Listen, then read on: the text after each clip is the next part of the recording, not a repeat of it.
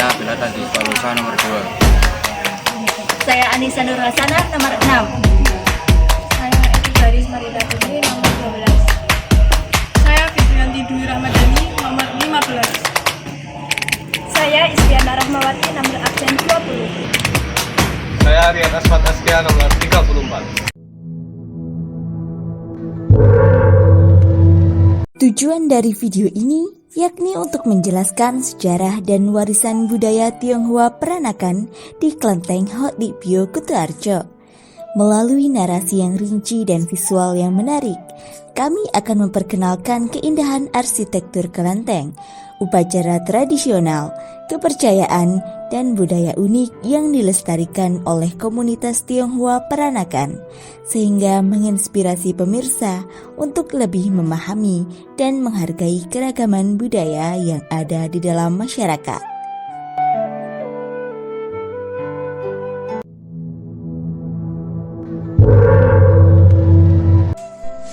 Indonesia adalah negara kepulauan terbesar di dunia, dengan lebih dari 17.000 pulau yang membentang dari Sabang hingga Merauke.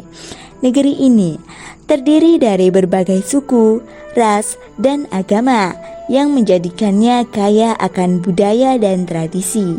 Salah satu contoh kekayaan budaya ini dapat kita lihat di Kelenteng Hok Dik Pyo yang terletak di Desa Senepo, Kecamatan Kuto Arjo, Kabupaten Purworejo.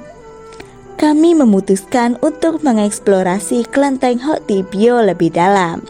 Melalui wawancara, observasi, dan pengumpulan informasi, kami menemukan banyak hal menarik tentang sejarah, arsitektur, dan aktivitas di kelenteng ini. Yuk, tonton video ini sampai selesai untuk mengetahui lebih lanjut.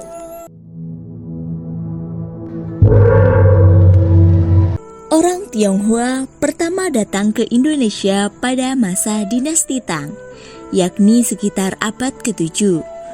Mereka yang datang ke Nusantara kebanyakan berasal dari Tiongkok Selatan. Sebagian besar menetap di pesisir utara Pulau Jawa. Semakin lama, jumlah orang-orang Tionghoa yang bermigrasi ke Nusantara semakin meningkat. Pada tahun 1740, terjadi peristiwa geger pecinan di Batavia.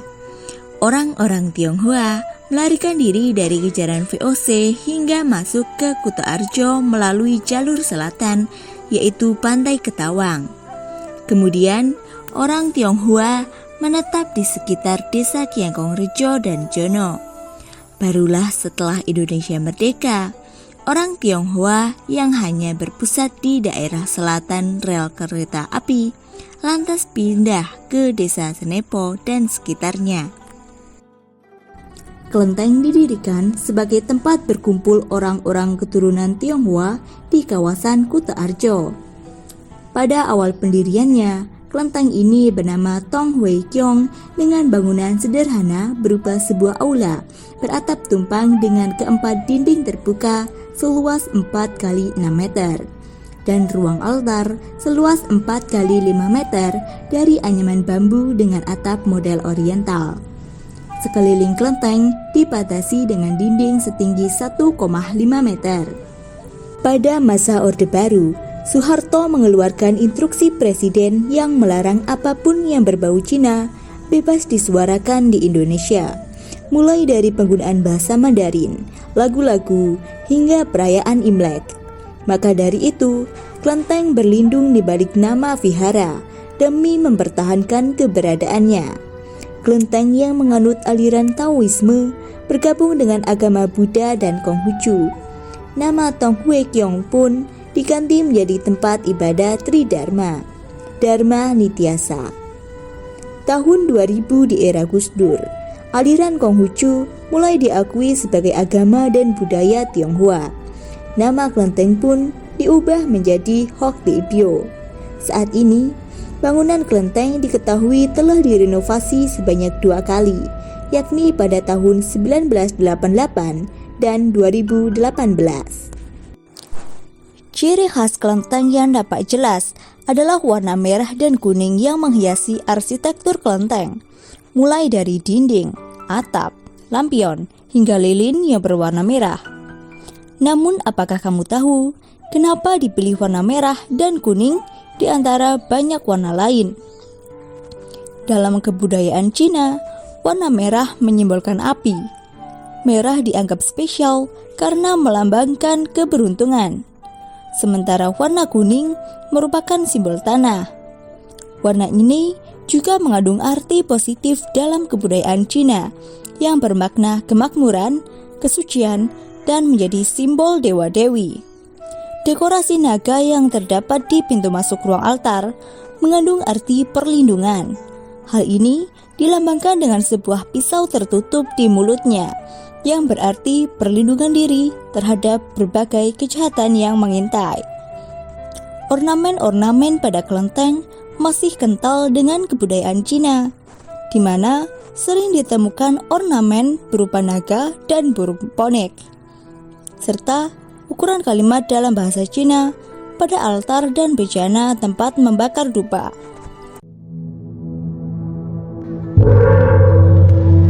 Selama ini ada salah persepsi yang mengatakan bahwa kelenteng adalah tempat ibadah umat Konghucu. Padahal umat Konghucu beribadah di Lidang Makin. Lidang artinya aula dan Makin merupakan singkatan dari Majelis Agama Konghucu Indonesia.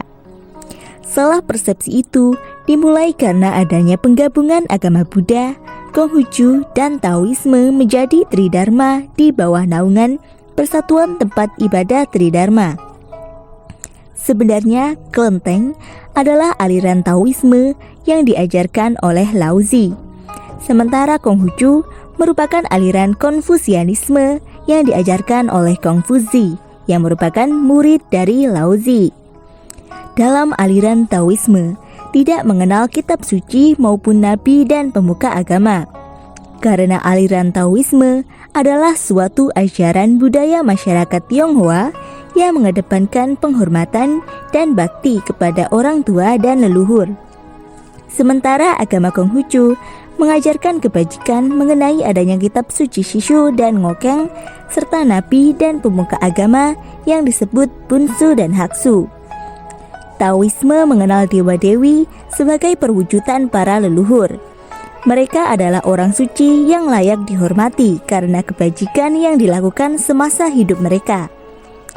Taoisme dan Konfusianisme berasal dari akar yang sama, yaitu budaya Cina. Sementara Buddha berasal dari India yang pada akhirnya masuk ke Cina pada masa dinasti Tang. Tidak semua kelenteng Tridharma mempunyai patung Nabi Konghucu. Biasanya mereka hanya memiliki patung dewa dan Buddha saja. Peribadatan di kelenteng lebih mengarah ke suatu budaya dibanding agama. Akar dari peribadatan di kelenteng adalah tradisi orang Tionghoa untuk menghormati leluhur. Terlebih, mereka yang dianggap telah menjalani hidup suci dan berjasa bagi masyarakat. Kelenteng Hot Tibio memiliki beberapa altar pemujaan. Di ruang aula, terdapat satu altar Tuhan Allah yang disebut altar Tiankong. Di bawah altar Tiankong, terdapat altar sepasang dewa bumi yang disebut Du Tikong atau Pakung Pabo. Kemudian di bagian ruang altar, terdapat altar yang berada di tengah-tengah ruangan.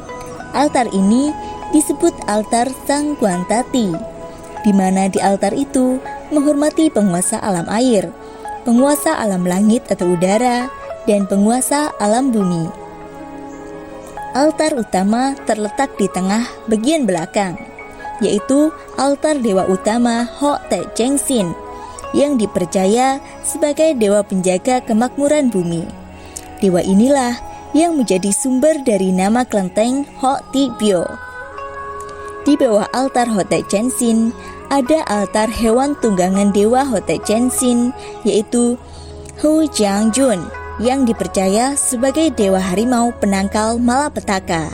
Di sebelah kiri altar utama ada altar Sakyamuni Buddha, Dewi Kuan Im yang dikenal juga sebagai Dewi Welas Asih, Dewa Loja sebagai dewa perang bersenjata roda api, dan Dewi Laut Tiang Siang Simbo. Di sebelah kanan altar utama ada altar pemujaan 4 dewa, yaitu Dewa Pengobatan Hian Tiang Siang Te, Dewa Perlindungan Masyarakat Cho Sukong, Dewa Perang dan Kesetiaan Kuang Sing Te Kun atau Kuang Kong, dan Dewa Perdagangan atau Kong Te Chun Ong. Altar selanjutnya di sisi kanan ada Dewa Witoposat yang merupakan dewa perang yang bertugas melindungi umat. Ada pula Dewa Rezeki Jai Shen Ya, Dewa Perlindungan Belajar Bun Chiang Te Kun, dan altar terakhir adalah altar delapan dewa atau Pasyan. Dewa Dewi adalah perwujudan dari leluhur orang Cina. Penghormatan terhadap leluhur dilakukan dalam berbagai bentuk. Di antaranya, penyalaan lentera yang disebut Teng Choa, penyajian teh atau air putih menggunakan cucing atau gelas kecil, sembayang rutin tanggal 1 dan 15 Imlek, dan sembayang saat hari besar peringatan mereka yang disebut Senjit. Selain penghormatan Dewa Dewi, kelenteng juga melaksanakan ritual budaya umum yang dilakukan umat, antara lain perayaan Tahun Baru Imlek atau Xinxia tanggal 1 bulan 1 Imlek, perayaan Sembayang Tuhan Allah atau Keng Dikong tanggal 10 bulan 1 Imlek, perayaan Cap Gomeh tanggal 15 bulan 1 Imlek sebagai penutupan perayaan Imlek, Cheng Beng yaitu hari bersih kubur tanggal 5 April, perayaan Festival Perahu Naga atau Pecun tanggal 5 bulan 5 Imlek, perayaan sembayang leluhur terutama arwah yang tidak terurus atau King Hoping yang dikenal juga sebagai sembayang perebutan tanggal 15 bulan 7 Imlek, perayaan sembayang kue bulan di pertengahan musim gugur atau sembayang Tiong Jiu tanggal 15 bulan 8 Imlek, perayaan sembayang ronde atau Tangce tanggal 21 atau 22 Desember yang mengawali musim dingin, serta sembahyang mengantar para dewa kembali ke surga 1 minggu sebelum Tahun Baru Imlek. Kelenteng Hok Ti Bio Kuto Arjo sudah berdiri selama lebih dari 80 tahun. Telah menjaga dengan baik sejarah dan tradisi Tionghoa di Kuto Arjo. Fungsi kelenteng tak hanya sebatas tempat ibadah dan penghormatan terhadap leluhur, akan tetapi juga sebagai pusat pertemuan dan pertukaran informasi di antara komunitas Tionghoa Peranakan. Dengan demikian, kelenteng ini menjadi sebuah lambang penting dalam pelestarian identitas dan budaya bagi orang-orang Tionghoa Peranakan, memastikan bahwa warisan tersebut tetap hidup di tengah-tengah masyarakat yang majemuk.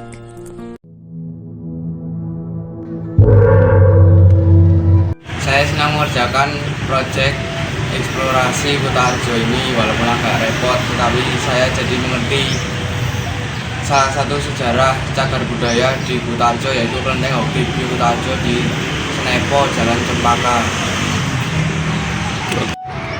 Saya merasa senang dan antusias selama mengerjakan proyek eksplorasi di Kuto Arjo ini. Objek yang diteliti oleh kelompok kami adalah kelenteng Hok Ti Bio yang berada di Desa Senepo. Selama mengunjungi kelenteng, saya jadi mengetahui bahwa ternyata kelenteng bukanlah tempat ibadah agama Konghucu, melainkan lebih ke budaya orang Cina untuk menghormati leluhur mereka. Selama proyek eksplorasi ini, saya juga belajar skill baru seperti voice over, yang ternyata setelah saya belajar ada banyak teknik-teknik khusus yang diperlukan agar suara kita bisa tersampaikan dengan jelas. Saya senang dengan proyek eksplorasi ini karena saya dapat banyak pengalaman dan experience yang tidak didapatkan dari proyek-proyek sebelumnya, terutama dalam hal editing dan wawancara dan pembuatan karya ilmiah yang begitu rumit. Saya merasa senang karena bisa belajar banyak hal di salah satu jalur budaya di Kuto, yaitu kelenteng Hok Ti Bio, mulai dari sejarah, kemudian tradisi dan juga perayaan yang diadakan di kelenteng tersebut. Selama proyek eksplorasi Kuto Arjo, saya merasa senang dan kelompok kami mengambil judul tentang kelenteng Hok Ti Bio sebagai cagar budaya di Kuto Arjo.